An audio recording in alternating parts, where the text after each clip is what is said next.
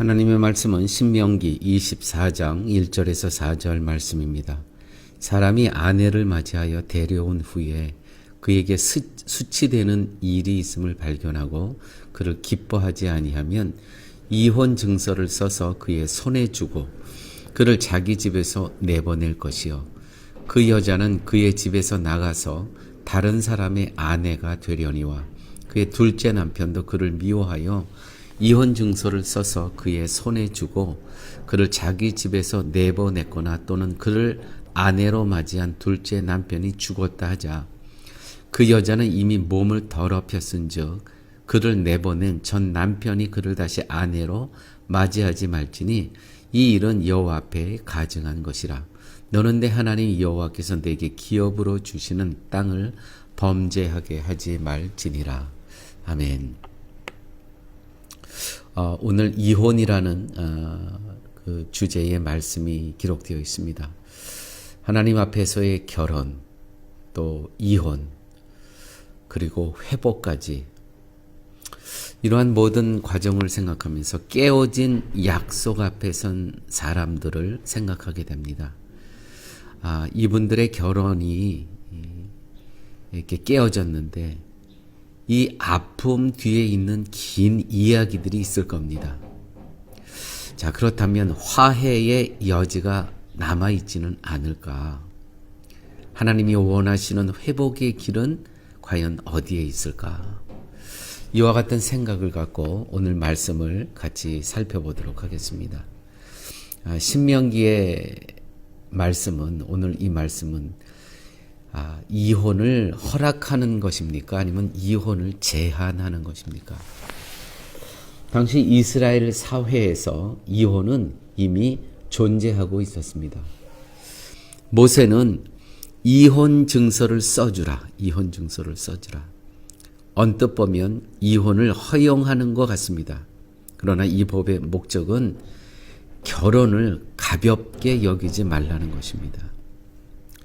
당시 어떤 남편은 아내가 마음에 들지 아니하면 쉽게 버립니다. 그러나 하나님은 이혼한 여인이 다시 첫 남편과 재결합하는 것을 금지합니다. 다시 말씀드려서 결혼이 일회용 계약이 아님을 분명히 하시는 것입니다.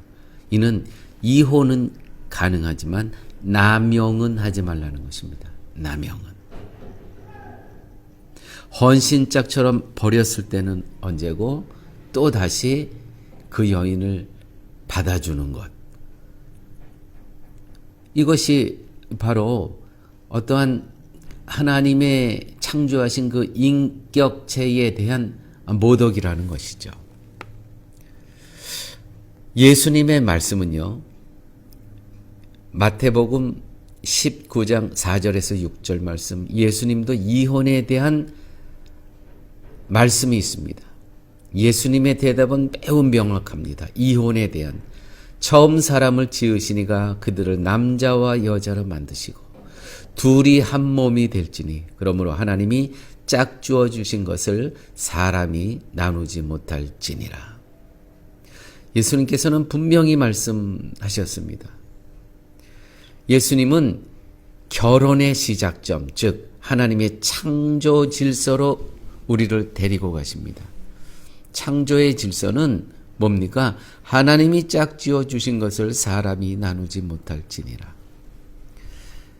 그러므로 결혼은 인간의 편의가 아니라 하나님의 계획과 언약이었다는 것이죠. 매우 중요한 본문입니다. 모세가 이혼을 허락한 것은 너희의 완악함 때문이라. 마태복음 19장 8절 말씀입니다. 모세가 이혼을 허락한 것은 너희의 마음이 완악함 때문. 하나님 뜻이 아니었는데 너희들의 완악함 때문에 허용한다는 것이죠. 즉 이혼의 죄의 결과로 인한 임시적 허용이지 하나님의 원래 뜻은 아니라는 것입니다. 기억하십시오. 임시적으로 허용합니다. 인간의 완악함 때문에. 용서하지 못하고 둘이 성격 차가 너무 많이 나고 이 간격이 너무 크기 때문에 임시적으로 허용하지만 하나님의 원래의 뜻은 아니라는 것입니다. 또한 마가복음 10장 11절에서 12절 보면 이혼에 대해서 또 이렇게 이야기합니다. 누구든지 그 아내를 버리고 다른 여자와 결혼하면 간음하며 아내도 남편을 버리고 다른 사람과 결혼하면 간음함이라.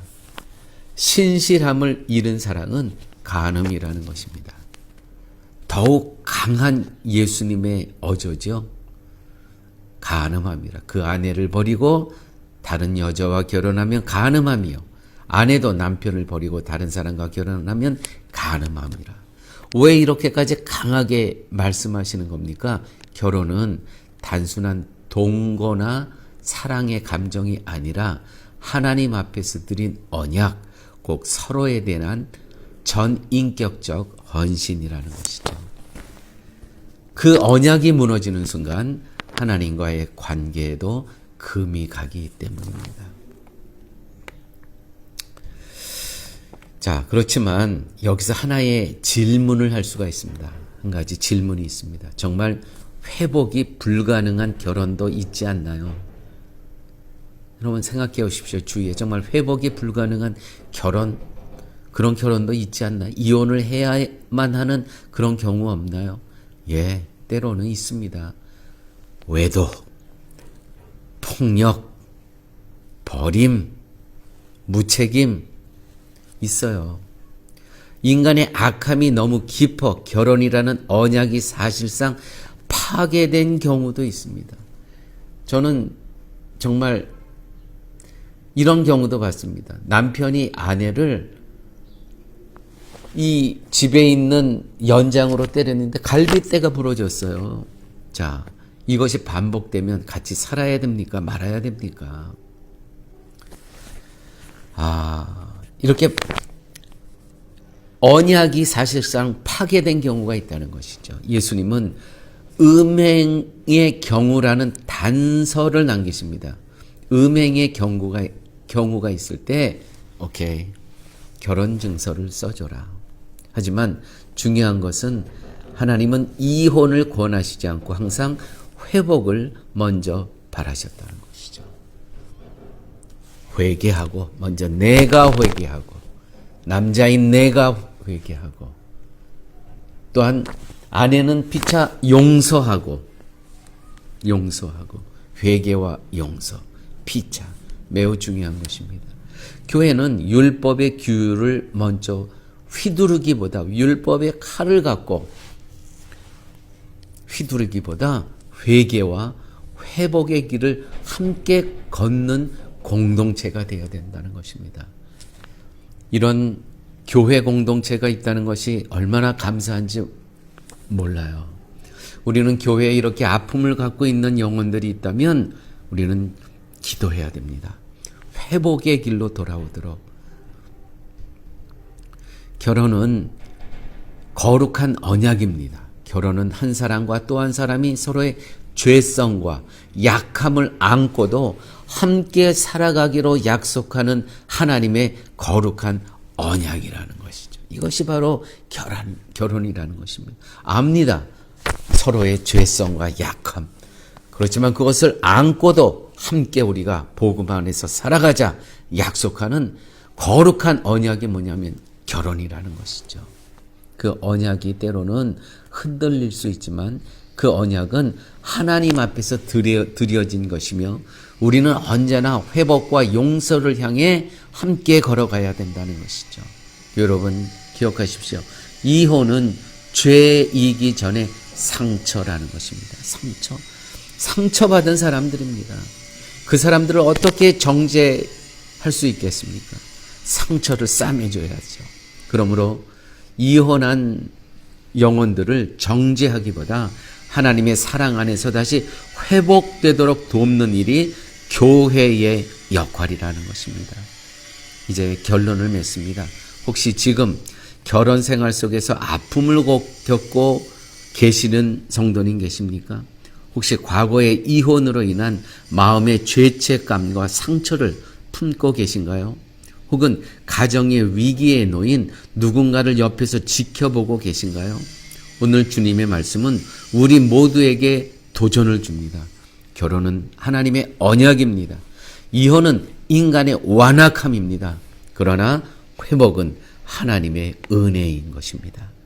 아버지 하나님, 우리 가정이, 우리 교회가 이 진리 안에서 다시 세워지기를 기도합니다. 주님, 우리의 악함에도 불구하고 당신의 언약은 신실함을 믿습니다. 상처 입은 가정을 회복시키시고 우리의 결혼 생활이 거룩한 예배가 되게 하여 주시옵소서. 교회가 사랑과 진리의 공동체가 되게 하여 주시옵소서. 모든 말씀 예수님 이름으로 기도드렸습니다. 아멘.